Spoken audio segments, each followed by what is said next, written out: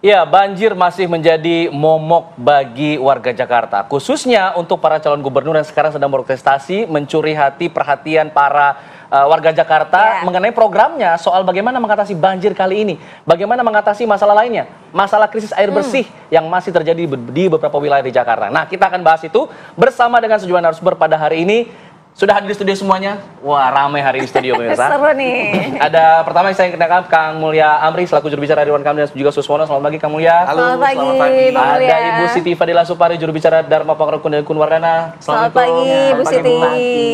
Ada juga Bang Ciko Hakim, juru bicara Pramono Anung dan juga Rano Karno yang sudah jadi langganan kayak di sini. Selamat pagi Bang Ciko. Selamat pagi semua. Ada juga Pak Trubus Rahadiansyah selaku pengamat kebijakan publik. Selamat pagi Pak Trubus. Selamat pagi Pak Trubus.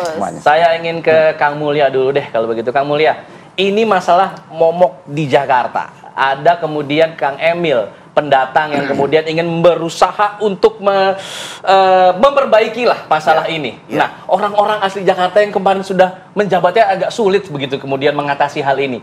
Dan lalu ada kemudian program untuk membeli lahan-lahan di sekitaran Jakarta untuk bisa menampung air lah katanya seperti itu. Apakah ini satu hal yang realistis dalam 5 tahun ke depan lah kalau misalnya jadi 5 tahun ke depan bisa langsung terrealisasi?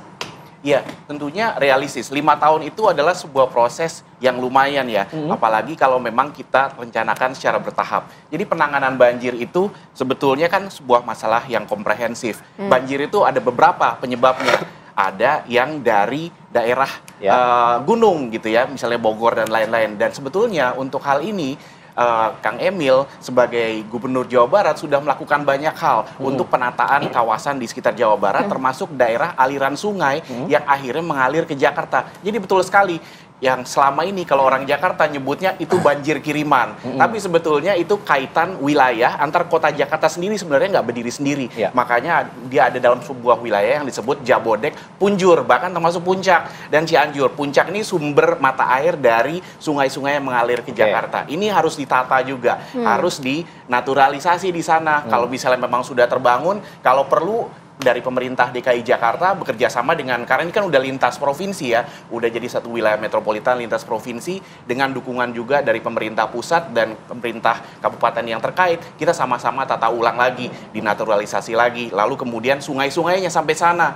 Jadi dulu sempat ada perdebatan soal naturalisasi atau normalisasi. Sebetulnya dua-duanya benar, sungai itu harus mengalami dua-duanya. Di bagian yang masih agak jauh dari kota sampai ke menjelang pertengahan kota itu harus dinaturalisasi, dibuat dia bisa menyerap air lagi. Nah, ketika udah sampai di tengah kota, daerah padat, itu harus secepatnya air itu dialirkan ke tempat-tempat penampungan, apakah itu di laut, apakah itu di waduk. Nah, itu baru banjir yang dari daerah lain, belum lagi banjir dari rob, belum lagi banjir lokal karena sampah dan lain-lain. Itu masing-masing ada pola penataan. Bang Mulya, ini kan sudah ada klaim dari Bang RK ya mengenai bahwa katanya pada saat era Anies Baswedan ada juga peran dari Ridwan Kamil ketika membangun lahan-lahan di Bogor. Artinya kenapa sekarang harus dibangun lagi?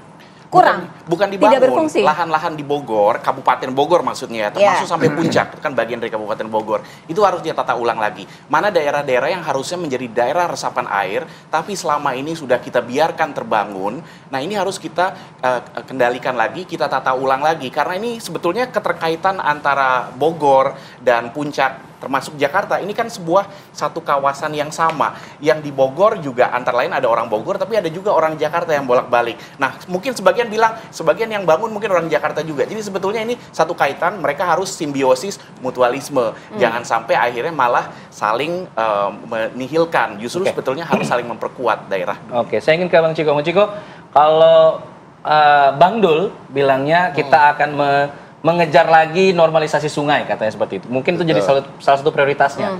Tapi kalau melihat selama ini kan normalisasi sungai sudah dilakukan begitu, tapi kemudian masih kondisinya masih seperti saat ini, masih banjirnya masih juga cukup parah lah, meskipun kemudian surutnya mungkin waktu surutnya lebih cepat. Nah, ini dari Pramono dan juga Rano Karno seperti apa? Yang pasti akan dilakukan lebih masif lagi ya. Kalau kita bilang itu adalah berlanjut, tapi rasa-rasanya nggak begitu juga, bahwa kelanjutannya itu tidak seperti let's say di zaman mungkin Pak Ahok misalnya, ya kan banyak hal-hal yang memang terhenti ketika zaman itu. Sumur resapan yang bentuknya biopori ya, bukan sumur resapan yang berada di jalan-jalan, tapi sumur resapan yang berada di perumahan-perumahan yang dibangun oleh warga sendiri. Yang kedalamannya juga harus jelas, kedalamannya nggak bisa juga cuma 3 meter, harus 60 meter dan itu akan menjadi punya dampak. Walaupun tentu di berbagai daerah di Jakarta kita harus tahu juga kontur tanahnya.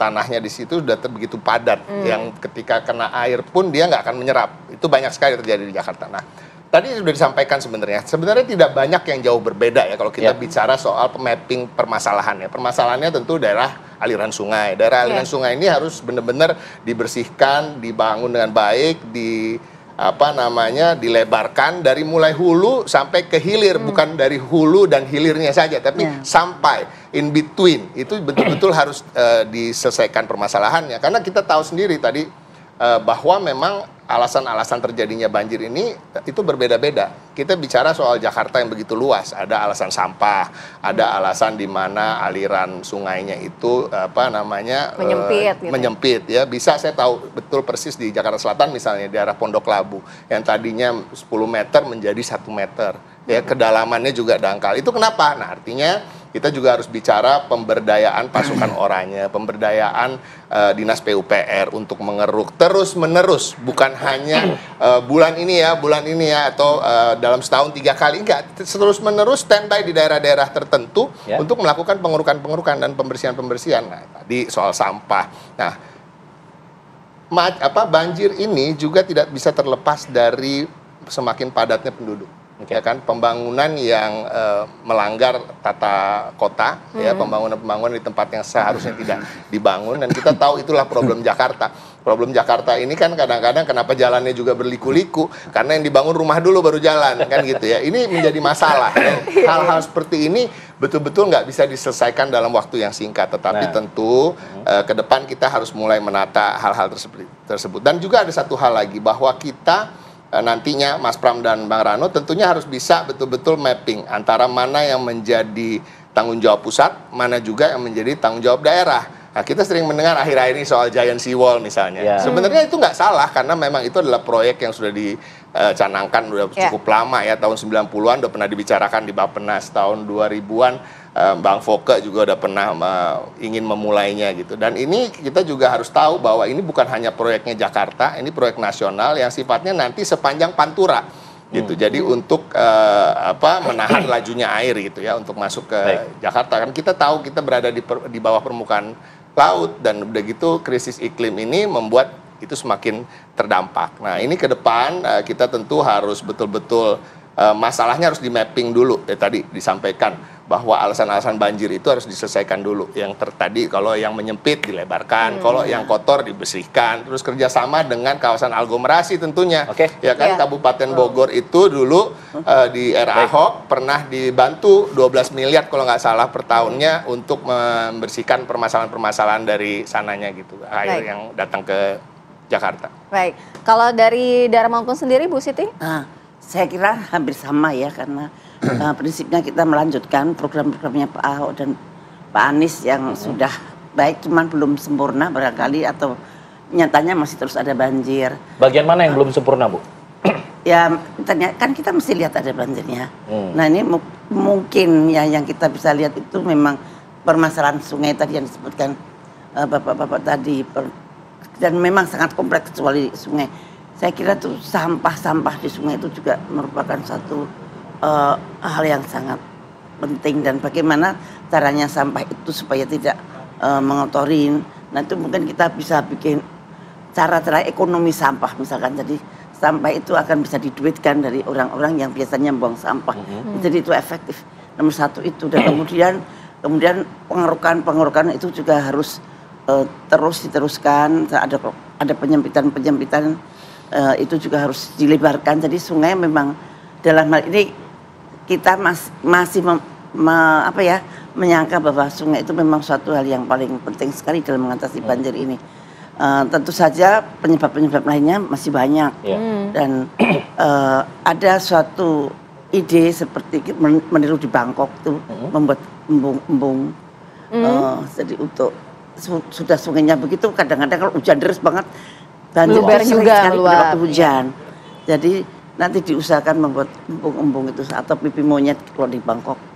Nah itu tentu saja membutuhkan satu area-area mungkin yang dimaksudkan sama Bapak itu adalah membutuhkan tempat-tempat bagaimana kita menampung air hujan supaya tidak memberatkan warga untuk jadi banjir. Oke, kalau biasanya saya kan banjirnya pada waktu hujan. Ya. Kalau saya searching nih program mengatasi banjir Dharma Pongrekun yang keluar adalah redesign tata kota, Bu. Ya, Nah, ini boleh dijelaskan, Bu. Tapi setelah jeda, Bu ya. Karena kita jeda dulu. Kami akan kembali saat lagi pemirsa, tetap di sini di Apa Kabar Indonesia Pagi.